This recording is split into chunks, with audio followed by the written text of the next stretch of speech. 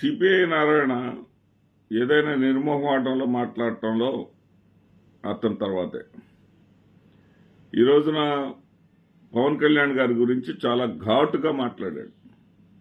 ఏమన్నాడంటే చేగువీర అన్నాడు, సావర్కర్ అన్నాడు, సనాతనంలోకి వచ్చాడు. సనాతనం పాటించే ఈయన మరి 3 పెళ్లిళ్ళు చేసుకున్నాడు కదా.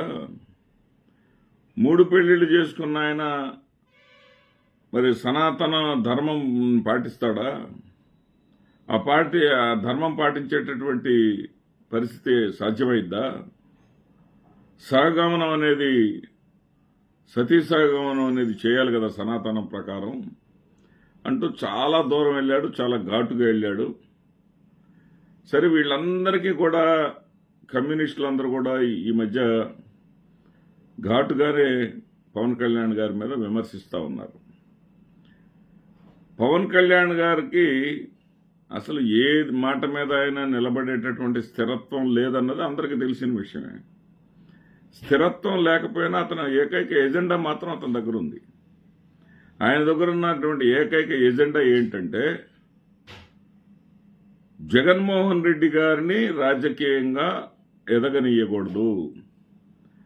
2014 ఎన్నికల్లో పార్టీ పెట్టినటువంటి సమయంలో కూడా జగన్మోహన్ రెడ్డి గారికి ప్రయోజనం కలగకూడదు కాబట్టే ఒక్కటంటే ఒక్క సీటు కూడా అటు బీజేపీని కానీ ఇటు టీడీపీని కానీ అడగకుండా నైతిక మద్దతు మాత్రమే ఇచ్చి వాళ్లతోటి ప్రచారంలో పాల్గొని జగన్మోహన్ రెడ్డిని అధికారంలోకి రానియకుండా అడ్డుకోవడంలో కీలక పాత్ర పోషించాడు. ఆ తర్వాత 2019 ఎన్నికల్లో ఆయన పోటీ చేశాడు కదా అని చెప్పి మీరు అనొచ్చు. 2019 ఎన్నికల్లో ఈ కమ్యూనిస్టులతో కలుపుకొని అతను చెగువీరా అని చెప్పుకొని, సావర్కర్ అని చెప్పుకొని ఏదేదో వేషాలు వేశాడు కాబట్టి, ఎర్రకండవా కట్టుకున్నాడు కాబట్టి, ఆ ఎర్రకండవాన్ని పక్కన పెట్టేసి ఇప్పుడు కాషాయాన్ని మళ్ళీ జైజలు పలుకుతున్నాడు కాబట్టి వాళ్ళు మాట్లాడతారు. కానీ అప్పుడు ఎర్రకండవాన్ని కప్పుకుంది, అప్పుడు చంద్రబాబు నాయుడికి సహాయం చేయటానికే కానీ జగన్మోహన్ రెడ్డి గారు ముఖ్యమంత్రి అవుతారనుకుంటే మాత్రం అప్పుడు కూడా కండవా కప్పుకునేవాడు కాదు. జగన్మోహన్ రెడ్డి గారి ముఖ్యమంత్రి కాకుండా ఉండాలి అంటే చంద్రబాబు నాయుడు గారి ప్రభుత్వం మీద విపరీతమైనటువంటి అసంతృప్తి ఉంది. అసంతృప్తిని బీజేపీకి నెట్టేయటంలో చంద్రబాబు నాయుడు కొంతమేర సక్సెస్ అయ్యాడు. బీజేపీతో తెగతెంపులు చేసుకున్నాడు. ఇప్పుడు నేను వచ్చేసి ఇంకేదన్నా కాసిన కూసిన ఓట్లు ప్రభుత్వానికి వ్యతిరేకంగా ఉంటే అవి నేను వేయించుకుంటాను, నా పార్టీ తరఫున ఈ కమ్యూనిస్టులతో పొత్తు పెట్టుకొని, బీఎస్పీతో పొత్తు పెట్టుకొని నేను వేయించుకుంటే చంద్రబాబు నాయుడు సేఫ్ అనుకున్నారు. కానీ గేమ్ తిరగబడింది, బొమ్మ తిరగబడింది.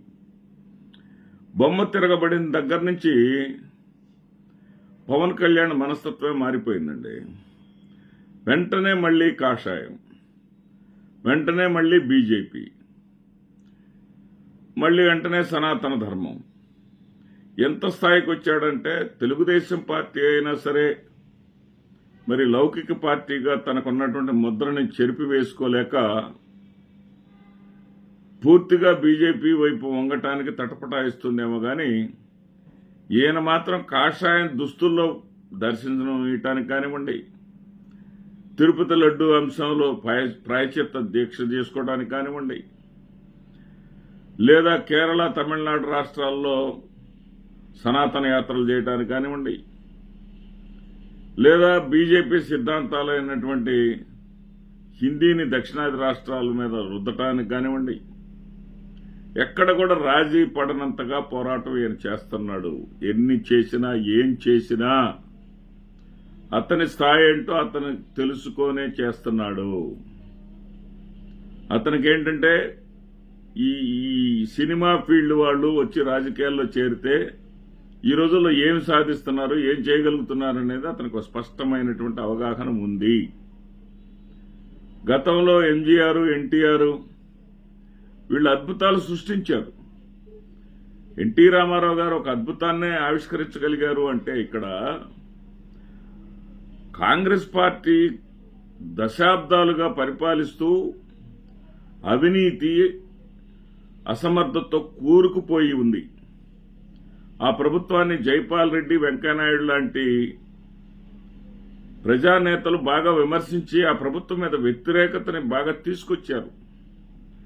ఆ తరుణంలో ఎన్టీ రామారావు గారు వచ్చి తనకున్నటువంటి చరిష్మాతోటి ₹2 బియ్యం, పేదవాడికి ఉచిత బియ్యం అంటూ వరాన్ని ప్రకటించి ఆ ఎన్నికల్లో ఆయన విజయం సాధించాడు. ఆ తర్వాత సినిమా నటులందరూ కూడా పార్టీలు పెడతా ఉన్నారు. తమిళనాడు అసలు సినిమా వాళ్ళకి పుట్టినిల్లు. జయలలిత తీసుకోండి, ఎంజీఆర్ తీసుకోండి, కరుణానిధి తీసుకోండి, అందరూ సినిమా వాళ్లే. సినిమా వాళ్ళకి పుట్టినిల్లు అయినటువంటి ఆ తమిళనాడులోనే ఆ సాంప్రదాయానికి అడ్డుకట్ట వేశారు అనడానికి రజనీకాంత్ విపరీతమైనటువంటి మరి పాపులారిటీ ఉన్నటువంటి రజనీకాంత్ ధైర్యం చేయలేకపోవటం సొంతగా పార్టీ పెట్టడానికి. పోనీ సొంతగా పార్టీ పెట్టినటువంటి విజయకాంత్ కానివ్వండి, కమల్ హాసన్ కానివ్వండి, ఆశించిన స్థాయిలో ప్రభావాన్ని చూపించలేకపోవటం. వీళ్ళేంటంటే ఒక 10% లోపు ఓట్లను మాత్రమే సాధిస్తున్నారు. ఆంధ్రప్రదేశ్ రాష్ట్రంలో చిరంజీవి ఏదైనా 18% సాధించాడు కానీ తమిళనాడులో ఎక్కడ కూడా ఈ తరం వాళ్ళు, ఇప్పుడు నేను చెప్పిన వాళ్ళు ఎవరు కూడా ఆ 10% అనేటటువంటి పర్సంటేజ్ ఓట్స్ని సాధించలేదు. ఆ సంగతి బాగా గుర్తెరిగి ప్రవర్తించుకుంటున్నాడు పవన్ కళ్యాణ్ గారు. చాలా గుర్తెరిగి తన స్థాయి ఏంటో తనకు తెలుసుకొని అతను తన కార్యకర్తలనే ప్రశ్నించాడు. మనకేముంది, మనకి బలముందా, బలగముందా, అన్ని స్థానాలకు పోటీ చేయగలిగేటటువంటి పరిస్థితి ఉందా అని కూడా అన్నాడు. నిజానికి 21 స్థానాల్లో జనసేన మొన్న పోటీ చేస్తే 21 స్థానాల్లో ఒక 10 లోపే ఉంటాయి జనసేన ఒరిజినల్ క్యాండిడేట్స్, మొట్టమొదటి నుంచి జనసేనలో ఉన్నవాళ్ళు.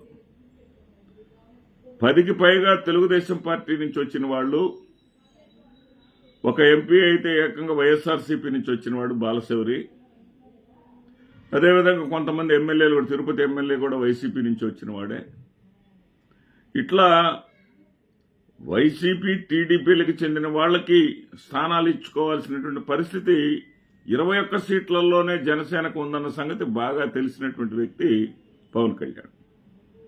సంస్థాగత నిర్మాణం తను చేయలేను, ఈ రాష్ట్రాన్ని ఒక 5 ఏళ్ళో 10 ఏళ్ళో పరిపాలించి మరి ఆర్థికంగా నిలదొక్కున్నటువంటి పార్టీలు అయితే ఏదైనా చేయగలవు, కానీ నేనేమి చేయలేను. మా అన్న విషయంలో నేను చూశాను, మా అన్న కూడా పార్టీని నడపలేక మరి కాంగ్రెస్ పార్టీలో మెర్జ్ చేసి ఉన్నాడు. పార్టీని నడపటం అనేది నా వల్ల కూడా అయ్యే పని కాదు అన్న సంగతి బాగా తెలిసినటువంటి వ్యక్తి పవన్ కళ్యాణ్. బాగా తెలుసు కాబట్టే జగన్ జపమే చేశారు. అక్కడ కూడా జగన్ మీద వ్యతిరేకతని ప్రోది చేయడానికి ప్రయత్నం చేశాడు. జగన్ని దుర్భాషలాడటానికి ఆ వేదికను ఎంచుకున్నాడు తప్ప ఎక్కడ కూడా పథకాల ప్రస్తావన తేలేదు. ఎందుకంటే పథకాలు తనకు సంబంధం లేదు, చంద్రబాబు నాయుడు ఏదో ఇచ్చుకున్నాడు, ఎందుకంటే రేపు ఏదైనా వ్యతిరేకత వచ్చినా కానీ తనకు తగ్గలకూడదు అదేనేటటువంటి విధంగా. ఎక్కడ కూడా పాలనలో ఉన్నటువంటి వైఫల్యాలని అంతకుముందు ప్రస్తావించాడు గట్టిగానే. హోంమంత్రిని చేత కాకపోతే రిజైన్ చేయి, నేను వస్తానని చెప్పేసి అన్నాడు.